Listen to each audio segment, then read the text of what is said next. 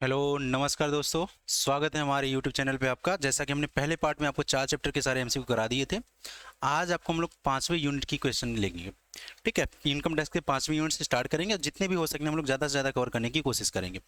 तो ये अपने दोस्तों के साथ भी शेयर कर दीजिए, जिनके सेमेस्टर एग्जाम्स हैं उनको भी शेयर कर दीजिए, प्लस जिनके भी कोई भी एग्जाम्स हैं जो भी इनकम टैक्स जहाँ पर भी इंक्लूड होगा वहाँ पर ये सारे क्वेश्चंस आपको देखने को मिल जाएंगे। तो आप इसको अच्छे से करिए और उसको करके जाइए, 2-3 बार करके जाएंगे तो एग्जाम अच्छा जाएगा, पूरी उम्मीद है हमको आपसे। ठीक है, शेयर कर दीजिए। स्टार्ट करते हैं। तो 5वें चैप्टर से स्टार्ट करना है हमको। पहला क्वेश्चन आपके सामने दिख रहा है बेटा। A person can receive income from, बोलता है अ पर्सन कहाँ से इनकम रिसीव कर सकता है, outside India, in India, in and outside India. तो ज़्यादातर एकदम आसान सा क्वेश्चन है, एकदम आराम से बता सकता है कोई कि ये वो है हमारा। तो क्या है हमारा सी आंसर हो जाएगा। मतलब ये चाहे विद इन इंडिया हो या फिर आउटसाइड इंडिया हो, इनकम रिसीव अगर इनकम है वो पर्सन को रिसीव हो रही तो वो इनकम मान लिया जाएगा। तो चाहे आउटसाइड में रिसीव हो रही चाहे फिर इंडिया में हो, वो क्या मान ली जाएगी, इनकम मान ली जाएगी। Next, every years residential status of an SSC क्या होता है, can not be change, can be change, definitely change. तो क्या हो सकता है इसमें, तो जैसे पता है क्या, देखो रेजिडेंशियल जो स्टेटस है वो चेंज हो सकता है, कैन भी चेंज हो सकता है, ऐसा कोई फिक्स नहीं है कि नहीं यही होगा, उसमें क्या होता है चेंज हो सकता है।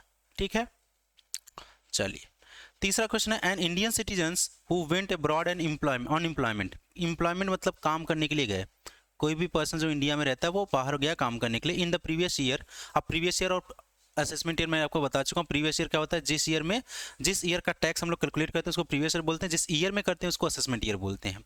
To be called a resident need to stay in India, कितने दिन कम से कम इंडिया में, अगर कोई बाहर काम करने जा रहा है तो इंडिया में कितने दिन रहे उसको इंडियन रेजिडेंट माना जाएगा।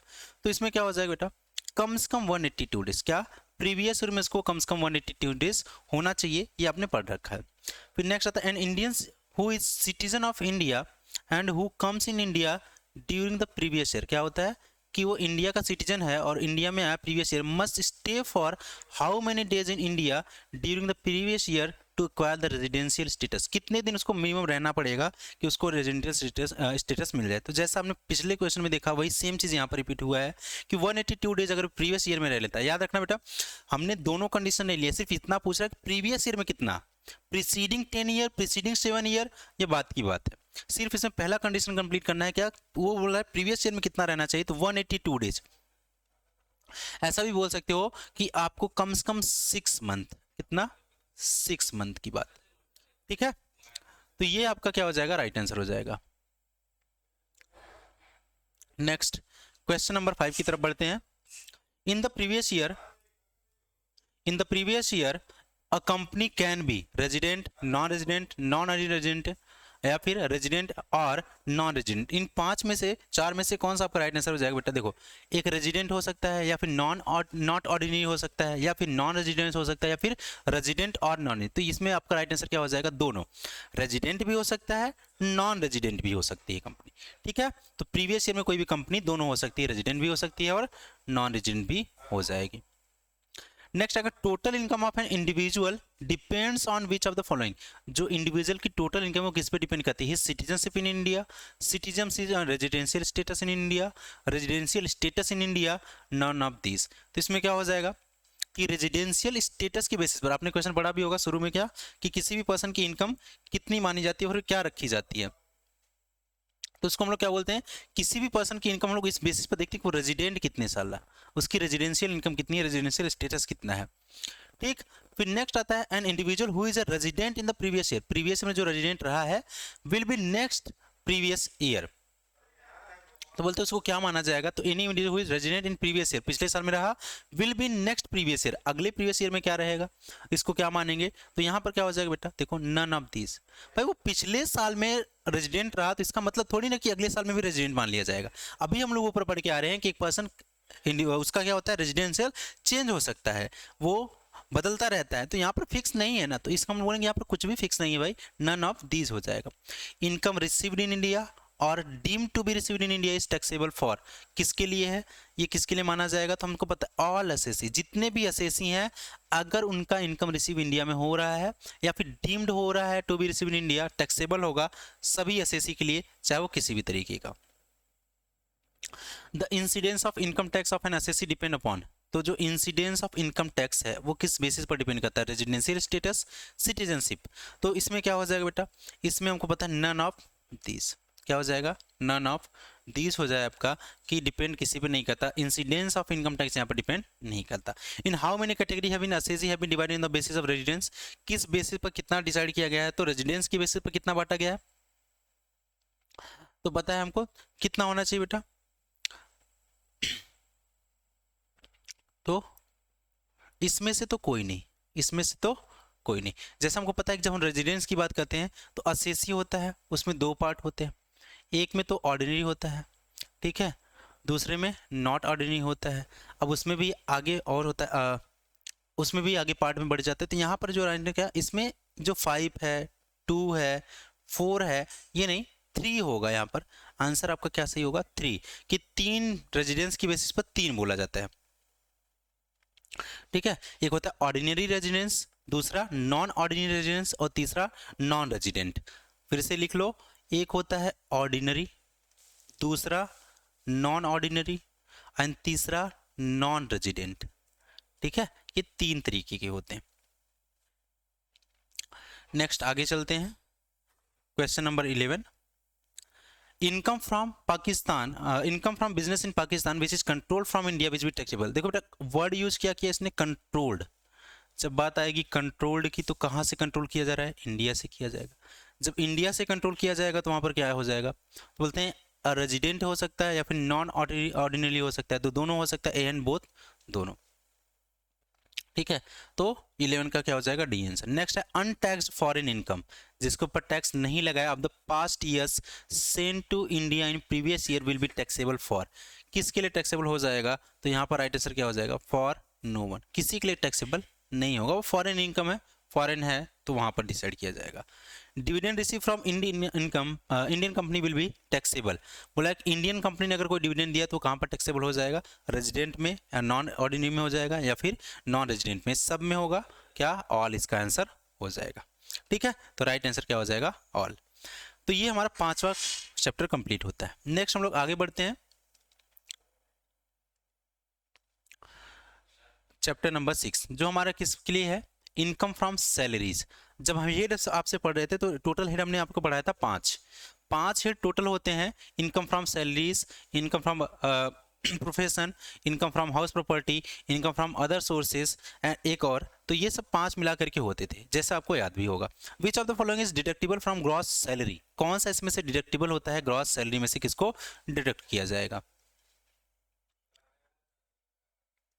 तो बोलता है कि इसमें कौन सा डिडक्ट होना चाहिए बेटा, तो बता सकते हो कौन सा, इंटरटेनमेंट है, एम्प्लॉयमेंट टैक्स है, इनकम टैक्स है, तो कौन सा हो जाएगा, तो हमारे सामने दिख रहा है क्या, इंटरटेनमेंट टैक्स, एम्प्लॉयमेंट टैक्स। तो देखो ग्रॉस सैलरीज में जो डिडक्टिबल होता है वो एम्प्लॉयमेंट टैक्स डिडक्टिबल होता है, ठीक है। ग्रॉस सैलरी में से क्या इनकम होता है, एम्प्लॉयमेंट टैक्स डिडक्टिबल होता है। Next, facility of a domestic servant is taxable, जो डोमेस्टिक सर्वेंट है वो किसके अंदर टैक्सेबल होगा, गवर्नमेंट एम्प्लॉयज के अंदर टैक्सेबल हो जाएगा, या फिर नॉन गवर्नमेंट, या फिर स्पेसिफिक एम्प्लॉयज, तो स्पेसिफिक एम्प्लॉयज के अंदर वो क्या हो जाता है, टैक्सेबल हो जाएगा। Next, family pension receive by a window, window का मतलब विधवा, अब family pension receive by window will be taxable under, तो किसके अंदर होगा, तो पता है कि भाई विडो के थ्रू अगर उसको फैमिली पेंशन मिल रहा है तो उसको किसके अंदर टैक्सेबल किया जाएगा, तो कोई सैलरी तो है नहीं, ठीक है, हाउस प्रॉपर्टी भी नहीं है, कैपिटल गेन की तरह ट्रीट नहीं कर सकते, तो इनकम फ्रॉम अदर सोर्स का पार्ट हो जाएगा। Exempted education allowance per month per child, per month per child for 2 children to an employ कितना होता है, तो पर मंथ की जब बात की जाती है, पर एम्प्लॉय की बात की जाती है, तो कितना हो जाएगा, तो 100 रुपये पर चाइल्ड मिलता है। देखो कुछ बच्चे कंफ्यूज हो रहे होंगे कि सर 200 क्यों नहीं हो सकता, देखो यहाँ बोला है पर चाइल्ड की बात कर रहा है, तो पर चाइल्ड का मतलब 100 rupees per month per child होता है, मैक्सिमम लिमिट है 2 चाइल्ड पर, मतलब अगर किसी के पास 3 चाइल्ड है, 3 बच्चे हैं, तो उसको सिर्फ 2 बच्चे के ऊपर छूट मिलेगी, एक बच्चे के ऊपर 100 रुपये का छूट मिलेगा, ठीक है, तो ये आपको याद रखना है। Next question number 5, deduction of entertainment allowance is allowed, जो इंटरटेनमेंट अलाउंस है वो किसके अंदर अलाउ किया जाता है, क्या गवर्नमेंट एम्प्लॉयज को किया जाता है, नॉन गवर्नमेंट एम्प्लॉयज को किया जाता है या फिर government and non government employees को। तो जो इंटरटेनमेंट अलाउंस है बेटा, ये सीधी सी बात है, इंटरटेनमेंट अलाउंस देखो क्या होता है, गवर्नमेंट एम्प्लॉयज को होता है। क्या? गवर्नमेंट एम्प्लॉयज को किया जाता है। नॉन गवर्नमेंट एम्प्लॉयज को तो आपको पता ही नहीं, प्राइवेट सेक्टर्स। नॉन गवर्नमेंट का मतलब क्या? Private sectors. और प्राइवेट सेक्टर में इतनी सुविधा तो है नहीं, सैलरी टाइम पर मिल जाए इतनी ही काफ़ी होती है, या फिर सैलरी प्रॉपर मिल जाए, सैलरी इनफ मिल जाए इतना ही काफ़ी होता है। तो ये अलग से कोई टैक्स अलाउंस नहीं मिल रहा होता। Maximum amount of deduction of entertainment announcement, entertainment में कितना होता है? तो 5000 का होता है। Perquisites of car, meals, credit card, club, gift will not be taxable. तो जो परक्विजिट्स मिलता है, मतलब एक्स्ट्रा बेनिफिट जो मिलते हैं, वो कहाँ पर टैक्सेबल नहीं है? तो इसमें क्या हो जाएगा बेटा? एम्प्लॉय इज नॉन स्पेसिफिक, जो नॉन स्पेसिफिक है वहां पर टैक्सेबल नहीं। Which among the following is included in salary? तो perquisites, cash receipt, profit in lieu, तो ऑल ऑफ दीज हो जाएगा, इसमें सबको इंक्लूड किया जाता है सैलरी के अंदर। Specific employ is one whose salary is, specific employ किसको बोला जाता है या फिर स्पेसिफिक एम्प्लॉय के नाम से किसको जाना जाएगा? तो मोर देन 50,000 ईयरली, मतलब किसी पर्सन की अगर इनकम 50,000 ईयरली से ज़्यादा है तो उसको क्या माना जाएगा? स्पेसिफिक एम्प्लॉय मान लिया जाएगा। 50,000 रुपये से ज़्यादा पर्सन कमा रहा है। तो मतलब क्या ये हो गया बेटा कि जितने भी पर्सन आज इंडिया में काम कर रहे हैं वो सब स्पेसिफिक एम्प्लॉय के अंदर आ जाएंगे। रीइंबर्समेंट ऑफ मेडिकल बिल, देखो medical bills for treatment in private hospitals is exempt up to, कितना रुपए का छूट दिया जाता है? तो क्या है? 10,000, 20,000, 0, नन ऑफ दिस बोला है। देखो reimbursement of medical bill for treatment in private hospitals, तो प्राइवेट हॉस्पिटल्स में आप इलाज कराने जाओ तो वहां पर कितना एग्जाम्पशन? कोई जीरो, कुछ नहीं मिलता है, जीरो होता है, कोई भी लिमिट वहां पर एग्जाम्पशन नहीं दी जाती है।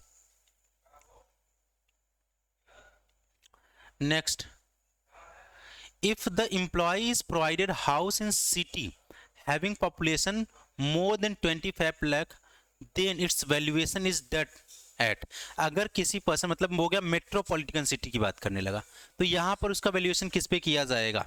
तो यहाँ पर कितने पे हो जाएगा बेटा? 15% हो जाएगा। क्या? 15%। यही अगर 25 लाख से कम होता, मतलब नॉर्मल होता, तो वहां पर 10% से हो जाता। Exemption amount of hostel allowance किसकी बात कर रहा है? हॉस्टल अलाउंस की बात कर रहा है। पर मंथ पर चाइल्ड, एक बच्चे के ऊपर कितना? तो एक बच्चे के ऊपर कितना होता है? 300 रुपीज होता है। Next, which among the following is not included in salary heads, कौन से सैलरी हेड में नहीं होता? एडवांस सैलरी, इंटरिम रिलीफ, या फिर arrears of salary, family pension receive by the widow. देखो फैमिली अभी पीछे पड़ के आ रहे, फैमिली रिसीव बाय विडो जो होता है ये हमारा income from other sale, income from other sources. तो जब ये इनकम फ्रॉम अदर सोर्सेज होगा तो सैलरी के अंदर आएगा ही नहीं। तो ये तीनों तो होंगे लेकिन ये नहीं, तो इसका राइट आंसर क्या हो जाएगा? D. Next, which among the following assessee income is taxable under income from salaries head, तो इसमें से कौन होगा? बिजनेसमैन, मैन्युफैक्चरर, सैलरीड एम्प्लॉयड, तो यहाँ पर सैलरीड एम्प्लॉयड होगा। Next, if the house is situated in Delhi, Kolkata, Chennai, Mumbai, मतलब मेट्रोपॉलिटन सिटी है, ठीक है, मेट्रोपॉलिटन सिटी की बात कर रहा है। Computation of house rent allowance percentage of salary is taken, तो यहाँ पर कितने परसेंट की सैलरी के लिए जाती है? तो यहाँ पर राइट आंसर क्या हो जाएगा बेटा? यहाँ पर हो जाएगा 50% होता है। अगर ये मेट्रोपॉलिटन सिटी नहीं होगा तो वहां पर 40%। याद रखना, मेट्रोपॉलिटन सिटी है, दिल्ली, कोलकाता, चेन्नई, मुंबई की बात कर रहा है तो 50%। अगर यही नॉर्मल अदर सिटीज की बात करते तो वहां पर 40% से हो जाएगा। Next, transport allowance granted to an handicapped employ, अगर कोई हैंडीकैप एम्प्लॉय उसको ट्रांसपोर्टेशन मिला to expenditure for purpose of commuting between place of his residence and place of his duty, exempt up to what limit, कितने limit तक उसको छूट दिया जाता है? इस केस में उसको कितनी छूट मिलेगा भाई? इस केस में उसको छूट मिलेगा 3200 पर मंथ, 32 रुपए का छूट उसको दिया जाएगा। इतना हो गया आपका, समझ में आया?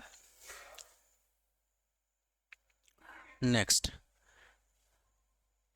a government employee receives salary 1,20,000 and entertainment allowance 10,000 during the previous year। कोई पर्सन है जो गवर्नमेंट एम्प्लॉय वो 1,20,000 रुपए कमा रहा है और इंटरटेनमेंट अलाउंस कितना मिल रहा है? 10,000 during the previous year. He spend 6,000 on entertainment, he is entitled to deduction under section 16। कितने तक का उसको डिडक्शन अलाउ किया जाएगा? तो हम सबको पता है 5,000 एग्जेम्पशन है, मैक्सिमम लिमिट कितनी है? 5,000 ही है। जब 5,000 उसकी मैक्सिमम लिमिट ही है तो क्या करेंगे बेटा? 5,000 ही लिमिट उसको होगा। Which of the following allowance is totally exempted, कौन सा इसमें से टोटली एग्जेम्प्ट कर दिया जाता है? इसका राइट आंसर क्या हो जाएगा? Foreign allowance. ठीक है, हर पीडीएफ के नीचे हर चैप्टर वाइज हमने देखो यहाँ नीचे आंसर भी दिया हुआ है। साहित्य भवन की बुक है, आप उसको ले भी सकते हो, उसको सॉल्व कर सकते हो, प्लस ये वीडियो आप देख सकते हो। तो जल्दी जल्दी इसको करके अब 2x पे लगा करके एक बार रिवाइज कर सकते हो और फिर अपने बुक में लगा सकते हो, तो आपका ऐसा डबल रिवीजन हो जाएगा और आपके लिए बहुत फायदेमंद रहेगा। नेक्स्ट है 7 चैप्टर पे आते हैं, income from salaries head. Salary के हेड जो है रिटायरमेंट, जैसे रिटायरमेंट बेनिफिट वगैरह, उससे किस तरीके से क्वेश्चन आते हैं वहां पर हम लोग आ गए। पहला क्वेश्चन जो हमारे सामने दिख रहा है बेटा, फर्स्ट क्वेश्चन है, if gratuity is not receive along with the pension, अगर ग्रेचुटी जो है वो पेंशन के साथ में रिसीव नहीं की गई है, याद रखना ग्रेचुटी जो है अलॉन्ग विद पेंशन नहीं है, then exempted portion of pension कितना हो जाएगा, पेंशन का जो एग्जेम्प्टेड पोर्शन होगा वो कितना हो जाएगा, वो हाफ हो जाएगा। अगर not receive along with pension, अगर अलॉन्ग विद पेंशन है तो कितना हो जाएगा, तो हो जाएगा 1/3 हो जाता है। नेक्स्ट है, maximum exempted limit of gratuity is, exempted limit कितनी मैक्सिमम ग्रेचुटी पे, तो ग्रेचुटी पे जो हमारा मैक्सिमम लिमिट होता है वो कितना होता है, हमको ये बता दिया जाए तो हमारा राइट आंसर क्या हो जाएगा, वो क्या हो जाएगा 20 लाख। कितना है, 20 लाख रुपीज है। Next, maximum exempted amount in case of encashment of earn leave, earn leave में केस में क्या होता है, तो इसमें क्या हो जाता है हमारा राइट आंसर बेटा, इसमें राइट आंसर क्या हो जाएगा 3 लाख। आप ध्यान देना, इस वाले में बोला है ग्रेचुटी के ऊपर, तो थोड़ा सा मुझे कंफ्यूजन है, एक बार चेक करना। मुझे जहां तक लगता है इसमें 5 लाख रुपीज होना चाहिए, ग्रेचुटी में आपका 5 लाख आंसर होना चाहिए। एक बार इसको कंफर्म करेंगे आप लोग, इसको देख लीजिएगा, ठीक है। Sum receive from unrecognised provident fund is, unrecognised present अगर प्रोविडेंट फंड हमको मिला है उस केस में हमको कितना छूट मिलेगा, 50% टैक्सेबल हो जाएगा, 50% एग्जिम्ट हो जाएगा। अनरिकॉग्नाइज्ड है तो भाई 50% एग्जिम्ट हो जाएगा, 50% टैक्सेबल हो जाएगा। Sum received from statutory provident fund is, statutory से अगर हमको प्रोविडेंट फंड से अगर मिला हुआ है तो कितना हमको वहाँ पर एग्जामेशन वगैरह मिलेगा, तो not in included in salary head, यहाँ पर क्या होता है, फंड इज नॉट यहाँ पर इंक्लूड नहीं किया जाएगा किसी सैलरी हेड के अंदर, ठीक है। Next question number 7, what is the maximum limit of gratuity exempt in case of employee covered by the payment gratuity act 1972, अगर वो ग्रेचुटी एक्ट के अंदर आता है तो कितना रुपए उसको छूट मिलेगा, तो बोला जाता है यहाँ पर 20 लाख। तो देखो यहाँ पर वो लिमिट है बेटा, जो ऊपर गलती हुई है, तो ऊपर आपको 5 लाख सही है, यहाँ पर इसको 20 लाख होना चाहिए, ठीक है। Compensation received on voluntary retirement, voluntary retirement कब आई थी, याद रखना 2004 में आई थी। अब इसके अंदर कितना एग्जामेशन दिया जाता है, तो इसका जो राइट आंसर क्या हो जाएगा बेटा, 5 लाख तक का एग्जामेशन दिया गया था, ये आपको आता है वॉलेंट्री रिटायरमेंट के अंदर। तो ये चैप्टर नंबर 7 में इतने क्वेश्चंस बन सकते थे जो हमारी बुक में दिए हैं, उसको हमने करा लिए हैं। आगे चलते हैं, income from house property, salary से हो गया, अब हाउस प्रॉपर्टी की बात करते हैं। हाउस प्रॉपर्टी में पहला जो क्वेश्चन दिख रहा है हमारे सामने,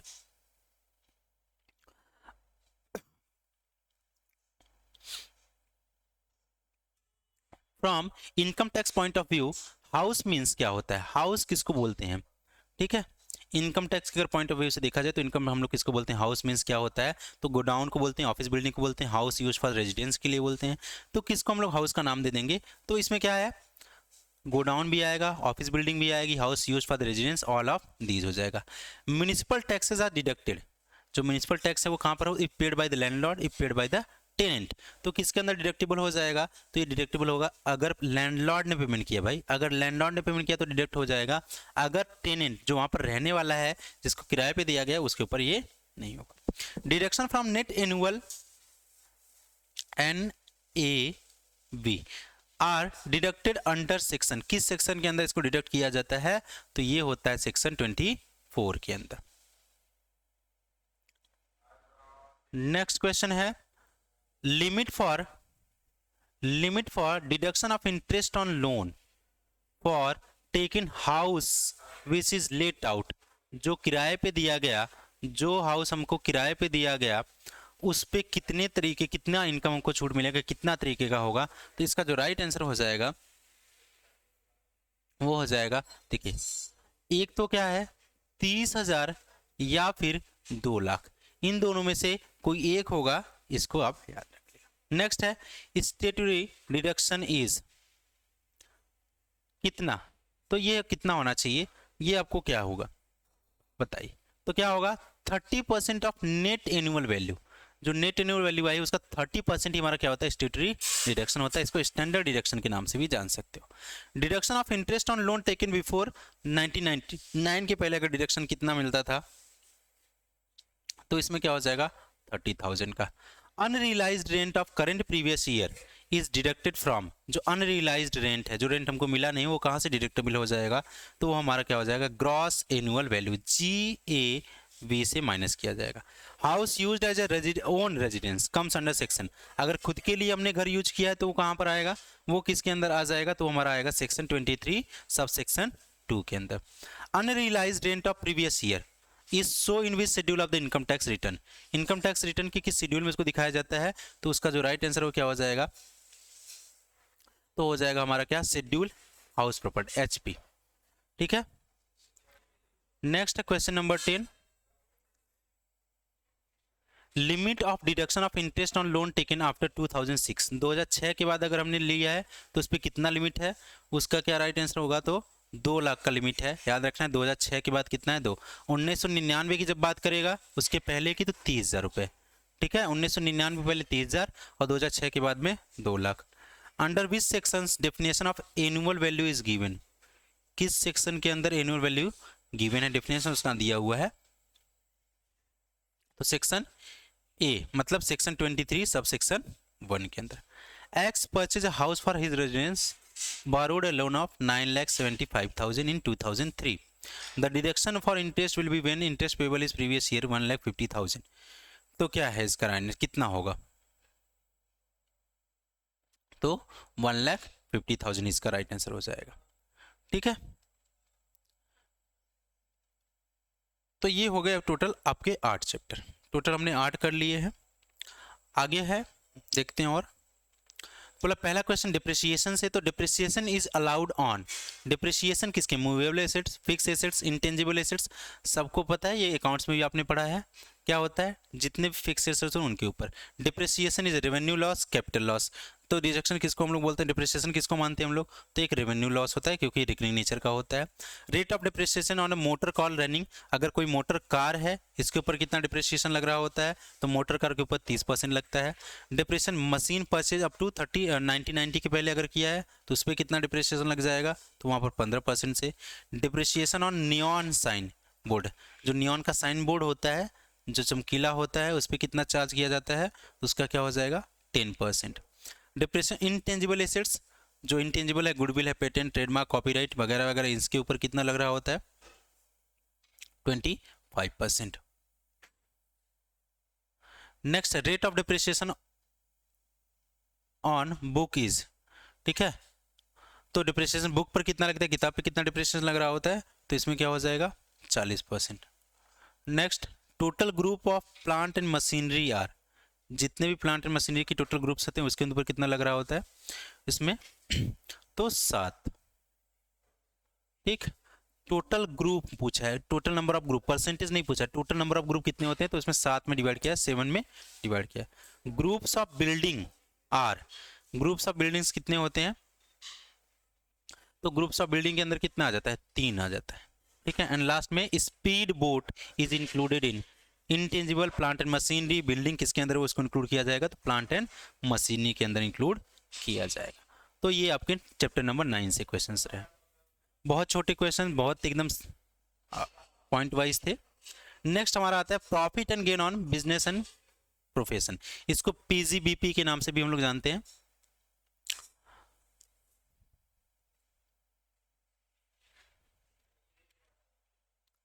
next work of a lawyer comes under, lawyer का काम किसके अंदर आ रहा होता है, जो लॉयर है वो किसके अंदर आता है, बिजनेस, प्रोफेशन, वोकेशन या फिर क्या, तो ये तो बहुत बिजनेस में पढ़ के रखा है आपने, तो क्या होता है प्रोफेशन के अंदर आ जाता है। डिडक्शन ऑफ प्रीलिमिनरी एक्सपेंसेस, क्या होता है बिजनेस स्टार्ट होने से पहले, before the starting of business, business start होने से पहले जो भी खर्चे करते हैं उसको हम बोलते हैं प्रीलिमिनरी एक्सपेंसेस। तो वो कितने इंस्टॉलमेंट में हम लोग क्या कर सकते हैं, डिडक्शन होता है उसका, तो उसको हम लोग कितने इंस्टॉलमेंट में डिडक्ट कर सकते हैं, तो उसके अंदर हमारा क्या हो जाएगा क्वेश्चन नंबर, तो 5 इक्वल इंस्टॉलमेंट में 5 इक्वल इंस्टॉलमेंट हम लोग कर सकते हैं। तो प्रीलिमिनरी जो हमारा होता है वो 5 होता है। Deduction related to telecommunication services, telecom जो सर्विसेज होती हैं वो किसके अंदर डिडक्शन उसके अंदर मिल रहा होता है, तो उसके अंदर जो डिडक्शन होता है वो section 35A payment in cash और थ्रू बियरर चेक, कैश और बीरर, बीरर मतलब पता है, एक बीरर चेक होता है, एक ऑर्डर चेक होता है। बीरर मतलब जिसके पास भी होता है वो चेक उसको, उसका पेमेंट उसको मिल जाएगा, ठीक है। ऑर्डर में क्या होता है, जिसका उसके ऊपर नाम लिखा रहता है सिर्फ उसी को पेमेंट करना होता है। Bearer cheque is excess of 20,000 is disallowed up to, कितना परसेंट डिसअलाउड कर सकते हैं उस केस में, तो वहां पर क्या हो जाएगा 100%, क्या 100% तक वो डिसअलाउड हो सकता है। Depreciation allowed on neon side board, अभी ये ऊपर पढ़ के आ रहे हैं कितना नियॉन साइड बोर्ड पे कितना लगता है, तो 10%। Preliminary expenses are written off under, जो प्रीमियम एक्सपेंसेस है अभी हम लोग पढ़ के आ रहे हैं 5 इक्वल इंस्टॉलमेंट हो सकता है, लेकिन कब किसके सेक्शन के अंदर आता है, तो ये हमारा राइट आंसर क्या हो जाएगा सेक्शन 35D के अंदर। Next expenses on scientific research comes under section, जो साइंटिफिक रिसर्च है उसके अंदर कितना था, इसमें कभी कोई डिडक्शन पूछता है तो इसमें 100% डिडक्शन होता है, ठीक है। याद रखना क्या कि जो साइंटिफिक रिसर्च की चीजें होती है इसमें 100% का टोटल डिडक्शन मिल जाता है, और किस सेक्शन के अंदर आता है, तो वो सेक्शन हमारा होता है 35, ठीक है। क्वेश्चन नंबर 8 पहला है डिप्रिसिएशन कम अंडर्स, डिप्रिसिएशन किस सेक्शन के अंदर आ जाता है, तो यहाँ पर डिप्रिसिएशन को ही पूछ ले वो अंडर किस सेक्शन के अंदर आ जाता है, तो जो डिप्रिसिएशन हमारा सेक्शन 32 के अंदर आता है। Depreciation allowed on intangible assets, intangible assets के ऊपर कितना डिप्रिसिएशन लग रहा होता है, तो 25% का, ठीक है। Next expenses of illegal businesses, illegal businesses क्या है, अलाउेबल है, नॉट अलाउेबल है, नॉन ऑफ दीज है, तो क्या नॉट अलाउेबल है, इस पे कोई अलाउेबल नहीं होता, क्योंकि अलाउेबल नहीं किया जा रहा होता है। प्रीलिमिनरी एक्सपेंसेस इंक्लूड, ऐसी कौन सी चीजें जिनको इंक्लूड किया जाता है, तो बोलता है expense of preparing reports, advertisement to sell the product, sell expense of the good. देखो सेल एक्सपेंस तो क्या है, ये बिजनेस बनने के बाद है, बिजनेस जब रन करने लगा उसके बाद के खर्चे होंगे।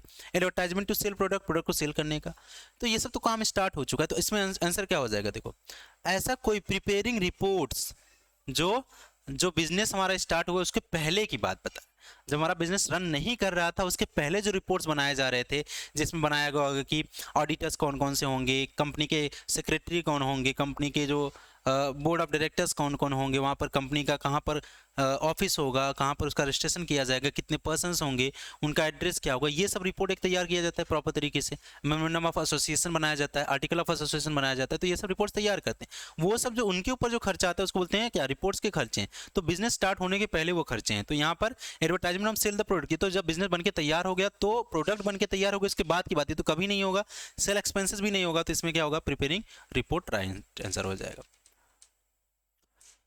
नेक्स्ट है undisclosed expenses, expenses and investment comes under, जो अनडिस्क्लोज है जिसको भी दिखाया नहीं गया वो किस सेक्शन के अंदर आ जाते हैं, तो उसका जो सेक्शन हो जाएगा वो क्या हो जाएगा सेक्शन 69। एंड फिर last one recovery of bad debts comes under section, जो रिकवरी ऑफ बैड डेब्ट्स है वो किस सेक्शन के अंदर आ जाती है, तो वो आता है हमारा सेक्शन 41 सब सेक्शन 4 के अंदर, ठीक है। तो टोटल हमने 6 यूनिट यहाँ पे देखे हैं, 6 चैप्टर आपके जो भी आपकी बुक्स के हैं उसको हमने कवर कर लिया है।